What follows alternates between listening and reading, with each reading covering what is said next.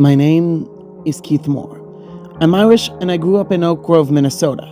I love cars, horror movies, and I'm looking forward to my 21st birthday. But for the past few miserable days, I've been huddled in my room in an Akron, Ohio mental institution, living in constant, paralyzing fear, waiting for him to appear. His name was Jeffrey Woods, but nobody calls him that anymore.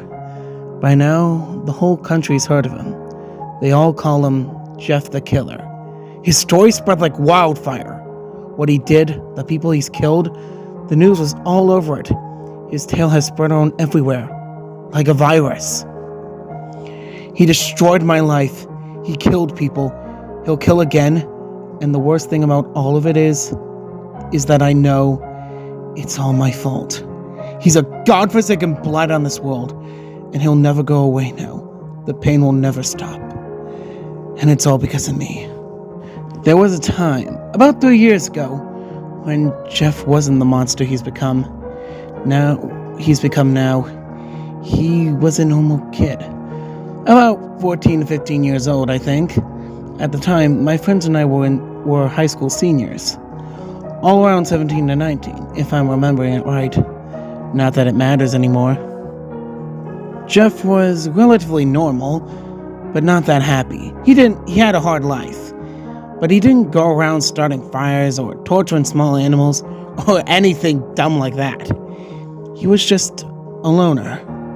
People didn't like Jeff, and he didn't have many friends. He came from a broken home. His father left him and his family when he was around 4. His mother was an alcoholic, and his brother ended up in juvie. All of this left Jeff pretty introverted, but he didn't seem miserable. He was one of those dorky gothic kids my friends and I liked to pick on.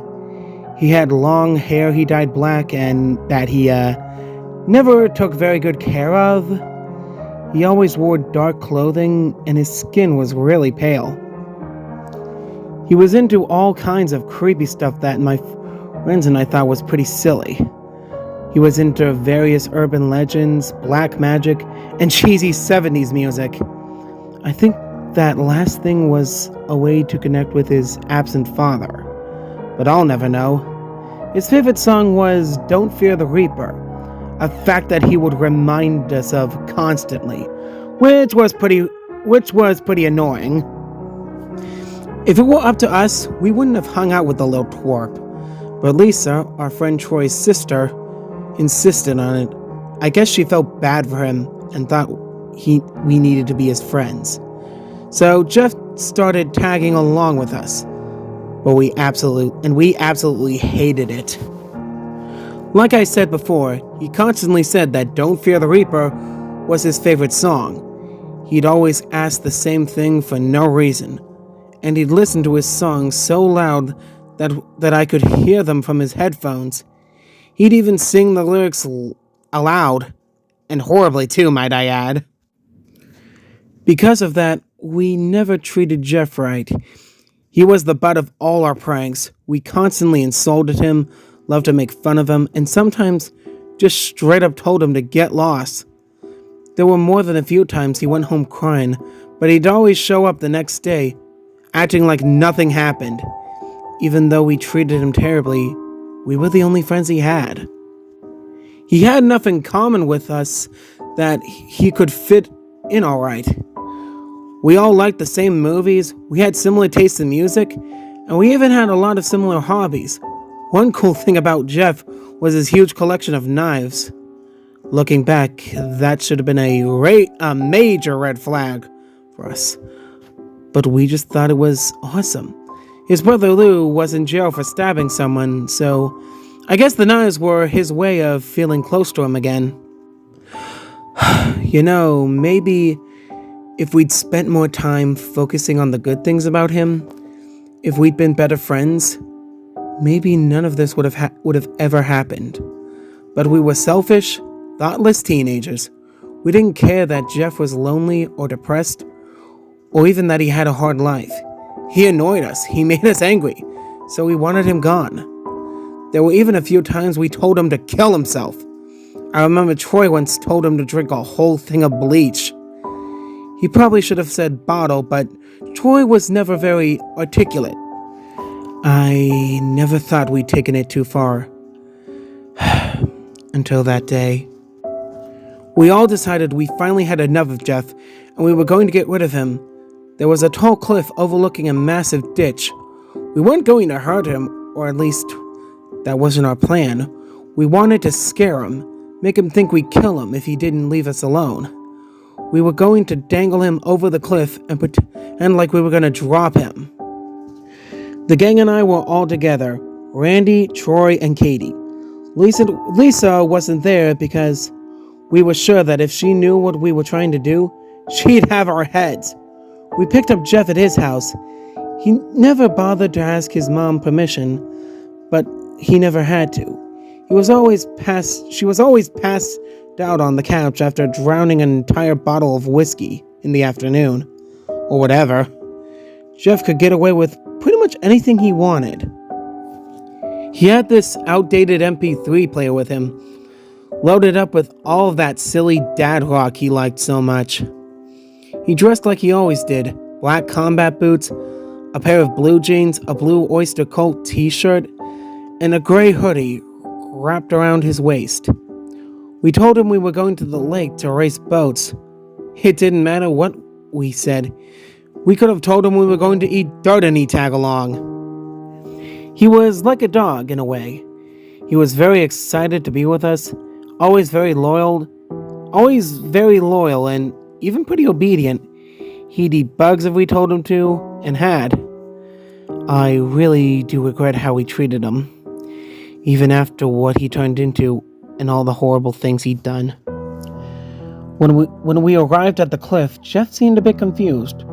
We told him that there was a great view of the city from there, and he just had to see it. He didn't question us. He wasn't the least bit suspicious. He put his hoodie on and ran out of the car to get a look. We followed behind him. He became more confused when he saw absolutely nothing but rocks and trees. We all circled around him, me, Troy, Katie, and Randy. He turned to us with an utterly baffled expression on his face, totally oblivious to what was about to happen. I grabbed him by the collar while everyone else grabbed his arms. He shouted and screamed as we leaned him over the cliff. We were laughing at him, telling him that we were going to drop him. He cried harder than I'd ever seen him before. And I'm ashamed to admit it, but I was really enjoying it. It all started to fall apart when he managed to get one of his arms loose. He had a holster under his t-shirt with a huge knife in it. Of course he was the kind of kid crazy enough to carry one with him wherever he went. He grabbed it and started swinging it at us. He nearly sliced my face open, and I fell back. Everyone was freaking out and tried to stop him. Katie, scared out of her mind and operating on her lowest survival instinct, freaked out. She shoved Jeff away, just trying to get him to stop. It was an accident. She never meant to hurt him. But he stumbled back, and he couldn't regain his footing. And then he fell down. God, I'll never forget the scream he made when he tripped. The absolute agony, betrayal, and terror in his voice echoed louder than anything I ever heard before. And it slowly faded away and was finally silenced by a loud thud. A sound that will haunt me forever. Katie was completely broken. She fell to her knees and screamed like a banshee and started crying so hard it seemed like her throat was about to collapse. The rest of us stood there, completely in awe. No words, no movement, nothing. Just complete and utter shock. Randy grabbed Katie and we all ran back to my car and drove away. I'll never know how it happened, but No one ever found Jeff's body. He was declared missing, and the authorities searched for him, but the investigation ended with no evidence. I guess they didn't think about checking the pit. I'd say we all got lucky, but after the events that transpired years later, calling it luck is a gigantic misnomer. It was more like cosmic irony, a cruel joke to compound our punishment. I was the only one who ever went back to the spot. It was about a week later, and I was having nightmares about the incident. None of the others would dare go near that cliff after what happened, but I had to be sure that Jeff was dead. I had to be sure it all was real. I made my way down to the trench in the middle of the night. I felt like I needed to see Jeff's body with my own eyes. I'd regret the hell out of it for the rest of my life after that. His body looked like it had begun to decay. His already pale skin had faded into a macabre shade of grayish white. His messy hair had become even more unkempt, and his limbs were twisted into unnatural, inhuman positions that made it look obvious that they were completely shattered. His clothes were ragged and strained, completely ruined by the rain and the dirt. His eyes had these thick black rings around them that made them look like they were carved out. I approached his body slowly and carefully, trying my best not to make a noise. As if it mattered, there was no doubt in my mind he was dead. In just another act in a series of sincere and painful regrets, I dug around his body, looking for whatever little things he had on him to keep as mementos. Something I had always looked back. Something I could always look back at and remember him. I grabbed 3 things. The MP3 player he always carried with him, a little sketchbook of drawings he made, and a picture of him and his entire family. It was the only picture of them all together, with the older brother as a toddler, Jeff as an infant, and his mother healthy, and his father still present. Looking at the picture made a pit in my stomach. Seeing Jeff's family happy and together, only to be utterly destroyed years later, made me sick with grief. I remember seeing Jeff with his sketchbook a couple of times. It was the only time we didn't try to mess with him, because he'd be quiet and out of our way whenever he pulled that thing out. His drawings were the kind of crude, juvenile things you'd expect from someone his age. He liked to draw knives, skulls, scribble little musings, write down song lyrics he liked, and he even doodled a few monsters. The MP3 player was filled with classic rock songs, stuff my dad would have liked, even a few ones I enjoyed. He listened to the Eagles, April Wine, The Doors, and of course, Blue Oyster Cult. I looked carefully at his playlist, and I winced when I noticed the last song Jeff listened to was Don't Fear the Reaper, his favorite. I didn't appreciate the irony.